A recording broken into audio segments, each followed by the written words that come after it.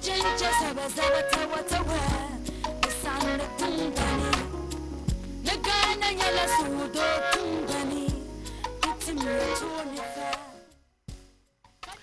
you're welcome back, and it's a Wednesday, and as the month draws to a close, I just hope that everything that you set out to do for this year, or at least for this month, is unraveling and achieving the success. But which better way to start a morning than starting on a safety note? And as we talk about safety this morning, it is a way of recognizing, evaluating, and finding control on risk or hazards that have a probability of harming people, property, and the environment. And this you cannot isolate from our roads, from our mining sector, from our construction environment, and from the general space that we breathe, that we will normally call the environment, from fire, industrial safety, transport safety, as well as public safety and law, among others. And we will try as much as possible during this period as allotted to us to talk extremely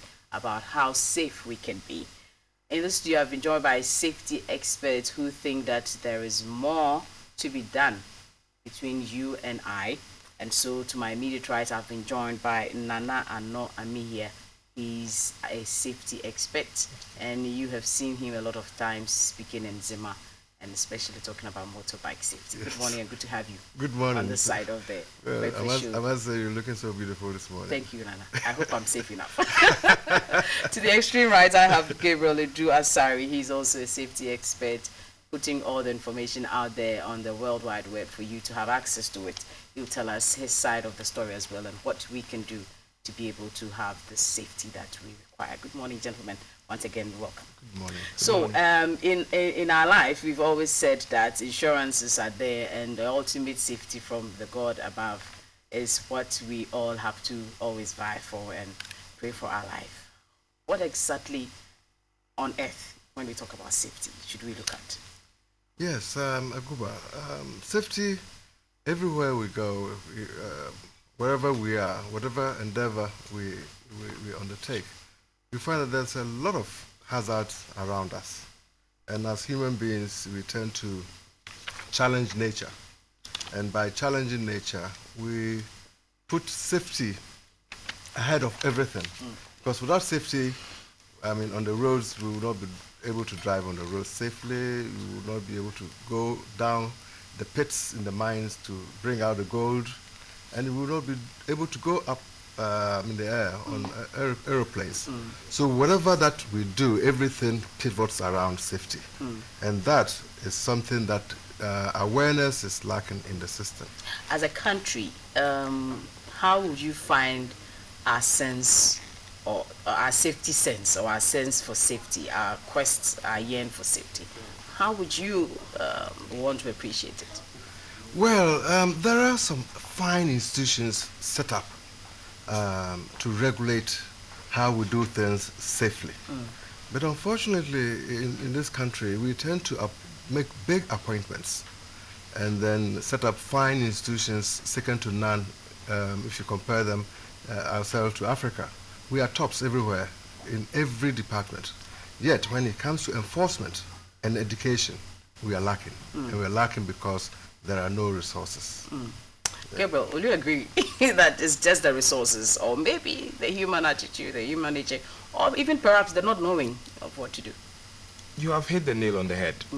Because besides the attitude and besides the lack of resources, people just don't want to know.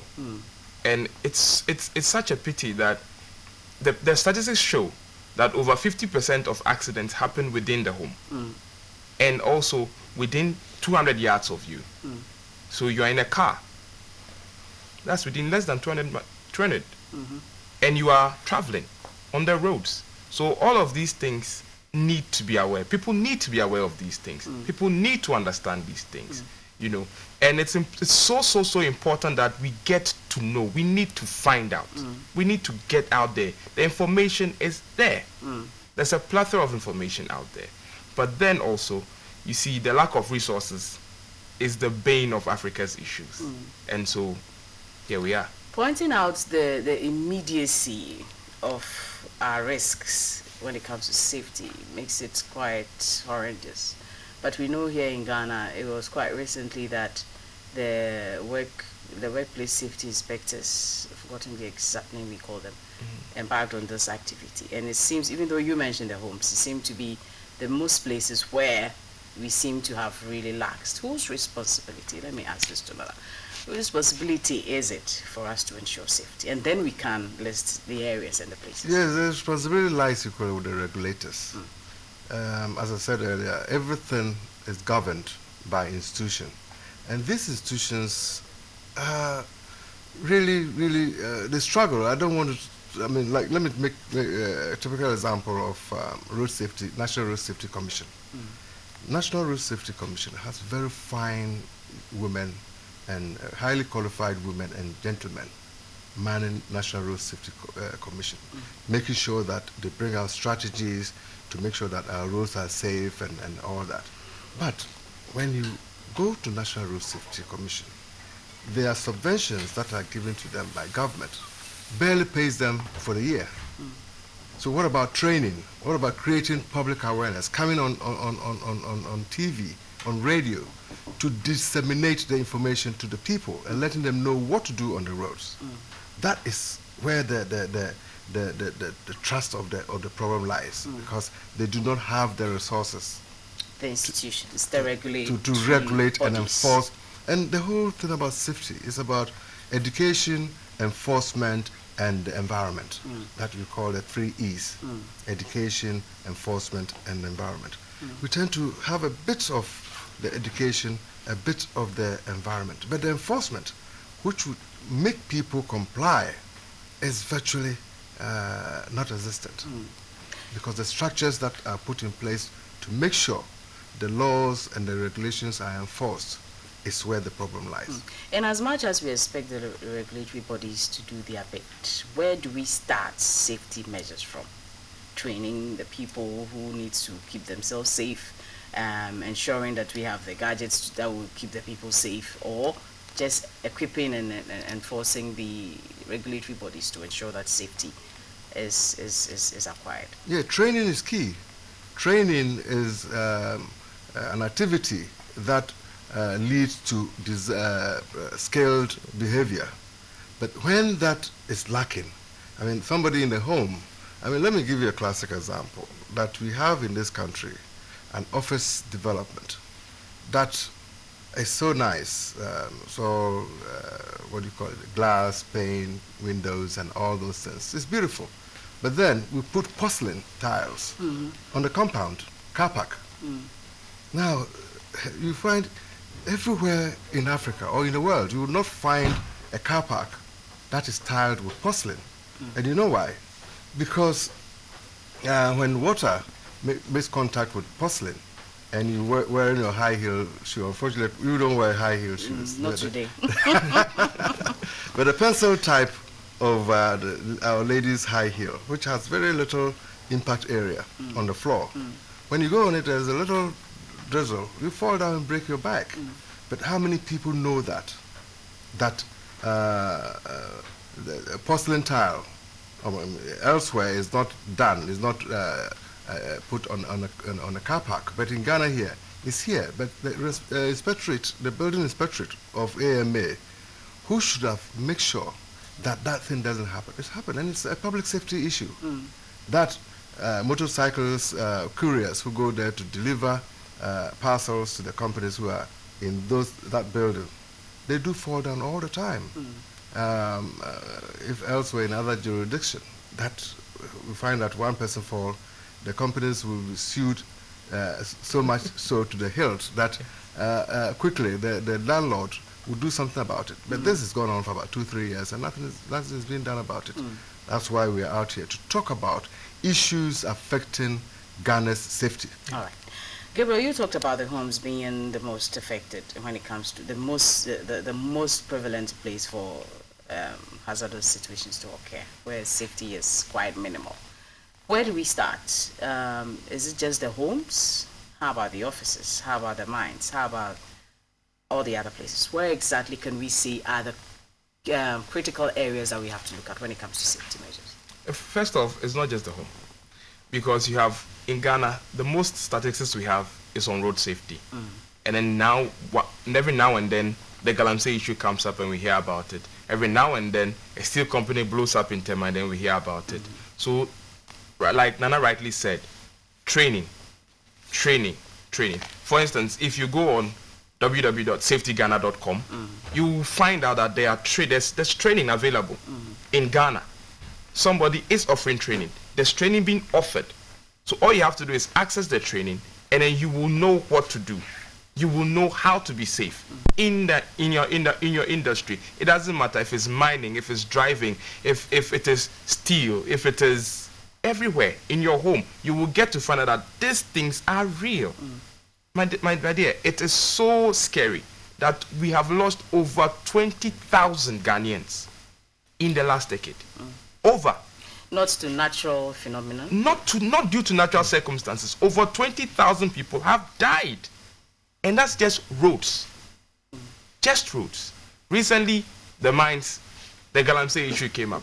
Breadwinners were lost. And then you had the steel factories. Breadwinners were lost. And think about it. Each person, each breadwinner in Ghana is supposed to support almost 26 people by his meager salary. It's an indirect thing. We don't really see it. But think about it. If 100 people die, it means almost multiples of that. By 26, that's 200 and what? People have lost their livelihood. Nana, in the circumstance where we will normally call it an accident, would you blame it solely on lack of safety consciousness? You see, in safety, there's nothing like accident. I keep telling my friends that when there's a road crash, you see, it's the terminology. Most people may say is the word, but in road safety, there's nothing like accident. See, accident, let me tell you what an accident, the difference between an accident and a road crash. An accident is that when you're driving on the road and all of a sudden a big gap appears on the road and you drive into it and you have a crash. Sudden big gap. Yes, an earthquake has occurred, or just suddenly, without any warning whatsoever. But a crash is where you drive a car and the car has brake pads on them, and you know that you're traveling from Winneba to Accra, and then your pads are not in good condition. So okay, let me drive from Winneba. And you're aware of it. You're aware of it. Let me drive from Winneba to, when I get to Kaswa, there's a mechanic by the roadside and he will change the parts for me. Okay. Now, so you're driving, and well, we didn't expect that a dog would even cross the path of the road. And then the dog does so. And then in the attempt to stop, to avoid killing the dog, then your brakes fail. And then you veer off the road and you kill all the 30 passengers in your vehicle. Would you call that an accident? So basically, in a nutshell, an accident or an accident is something that you cannot do anything to prevent it. Or you have no means of controlling it, whatever. Then you say it's an accident. So most times, the things that happens on our roads, in the homes, is something we could have done something about it, but we failed to do something about it. Like you keep talking about the home. A lot of incidents happen in the home. You know, something simple like fall, F-A-L-L. You know, there was a study that was conducted about 10 years ago. I mean, here, because of lack of resources, we don't conduct a lot of studies. But in the UK, the health and safety... sometimes even in the academia they conduct, but we hardly all look at it. They are left on the shelves because we don't have resources to implement those research that are conducted by the by the academicians. Yeah. But let me go back to the incident of fall. The study on the statistics have it that across the broad spectrum of industry, the incidents that are reported, or accidents if you like, that are reported, 7 out of 10 things that are reported that result in serious injuries and fatalities, 7 out of 10 is as a result of a fall. So the HSE in the UK thought, okay, then let's try to do something about getting rid of that dire statistics. If you do, that means you've wiped out, and if you bring the figures low, that means the incidents that are reported or accident incidents that are reported, you've managed to do something about it. Okay, fall in the home. In a bathroom, I mean, I find it's only Ghana that in a bathroom, most self-contained, if you like, apartments, in the bathroom you have locks in the bathroom. Where the hell do you want to go into the bathroom and lock yourself inside there? Because a lot of things can happen. Yeah. You know, whilst in the bathroom, I mean, you're taking a shower, and, you know, most of these porcelain bathtubs, very, very slippery. Very, very slippery. So that's why you find that in other areas when you have a bathtub, you put anti-slippery mat in there so that you don't slip in there. Imagine, Kuba, you are in the bathroom, locked yourself in there, and unfortunate thing happened, and you slip. And you don't know that you're going to slip. So whilst falling, your head may hit something, and you're knocked off. And when you're knocked off, I mean, the golden hour, as they say in a situation like that, where you need medical attention within the golden hour, if nobody is there to know what that because you locked yourself up. You locked yourself don't forget that there are bathrooms that your head is up there and everybody's seeing it. And that one, if you don't lock yourself up, you might be exposing. Oh well, that's even good. That's even good safety, because and that wouldn't have the sleepy, maybe. Well, for the Spirajara and the other ones. Yes, but it is, and a lot of fall is a serious issue in safety. That a lot of people fall. I mean, like I said earlier, on the car park, you slip and you fall. You trip on something. You put things around. In the home environment, a lot of things happen because we put things haphazardly. In the construction environment, we don't do good housekeeping. We keep things littering around.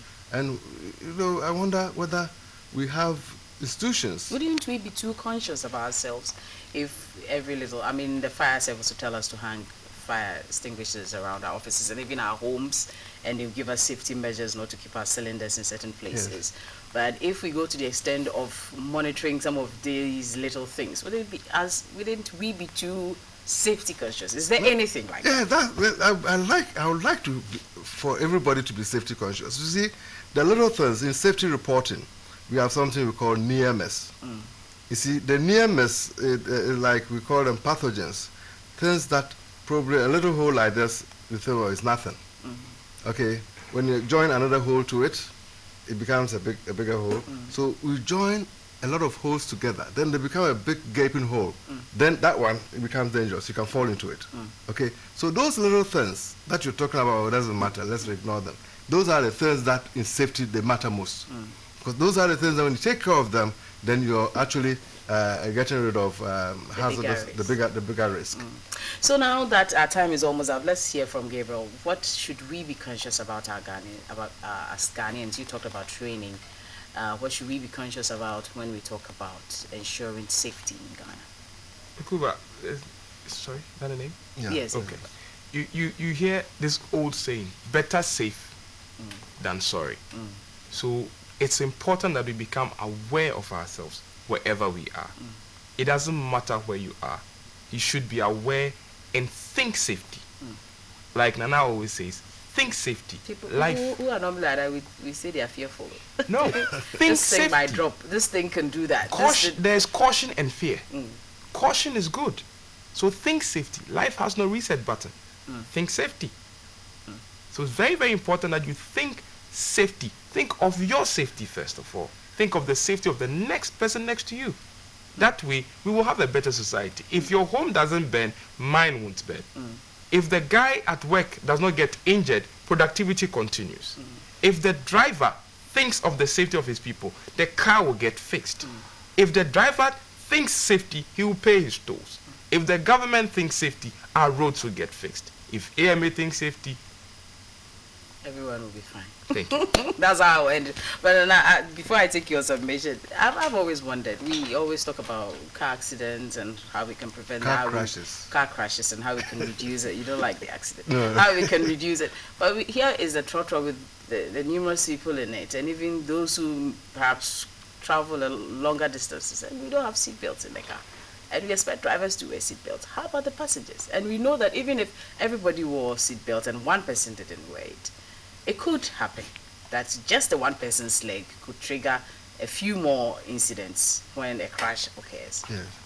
With everybody wearing. And so how can we tackle all these things? It's quite a broad spectrum. As your last words. No, Akuba, you see, it all boils down to the enforcement. That, you know, in the U.S., they have all these big cars, big gasoline engine cars that are on the road, capable of doing 300 kilometers an hour. Yet the speed limit on most of the American freeways, good roads, are less than 80 kilometers an hour. But why don't people go out there and stretch their legs and do 300 kilometers an hour? Because they know if they do, the law is out there to catch them. Yeah. So they will not do that. The law says that motorcyclists should put on a helmet. Okay? Yet, you find that, I mean, when you see politicians doing their rallies and all this, you have a lot of motorcyclists riding around in full glare of the law enforcement agency, and even the president, for instance, the presidency, surrounding him with a lot of people breaking the law. And the law says you must wear a safety helmet when you're riding a motorbike. So, Akuba, how do you square that circle? Are we overwhelmed with lack of safety measures? Is there a way out? Do you see a light at the end of the tunnel? Well, the light that I see at the end of the tunnel, as you don't have much time, see, as a people, we are giving the media, for instance, are giving too much time and space for the politicking. And I want to say that we must think about our well-being more than the politicking. Issues like safety issues affecting Ghana's safety. The media should allot more time to it. Let's talk about it. Today, this show this morning, I'm sure somebody may have heard something said. If not 10 people have heard about it, they've done something about it. That is a journey that is worth taking that journey, a step in the right direction.